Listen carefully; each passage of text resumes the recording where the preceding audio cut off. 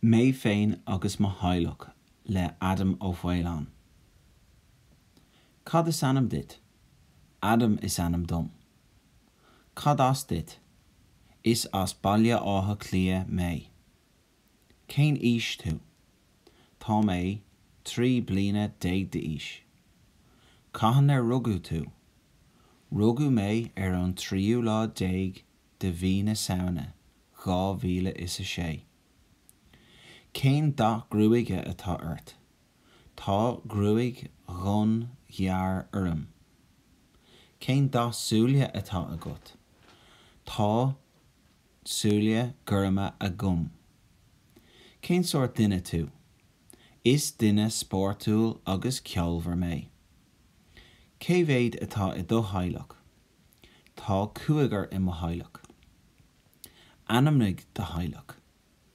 Tá mise, me wami, mo yadi, mo grithar agus mo grifor. Seosaf is anam do mo yadi. Kate is anam do mo wami. Surika is anam do mo grifor, agus Andy is anam do mo grithar. Cén ís é de hailech. Tá mo grithar 3 bliana 10 díis, tá mo grifor 3 bliana is 20 de ís, tá mo yadi 9 bliana de ís, agus tá mo wami 7 bliana is 10 bliana de ís. An bhfuil sé blianaí agat, tá sé blianaí agam. Déan cur síos de hibblianaí.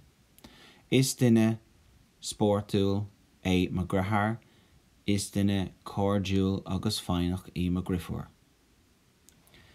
Déan cur síos de hismothirí. Is fear ceolmhar agus granmhar é mo yadi, is ban féinach agus cabhrach I mo wami. An réitíonn tú go maith le de hismothirí. Réitíonn go maith le mo hismothirí.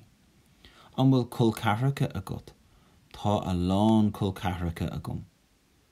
An bhfuil antín agat, cad is anam de, tá antín agam.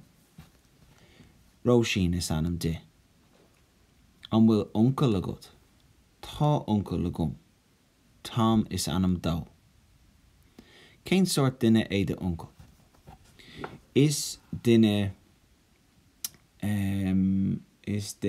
gealgóireach é mo uncle. An bhfuil peata agat, tá peata agam. Tá madra agam. An réitíonn tú go maith le de hailech, réitíonn go hiintach le mo hailech.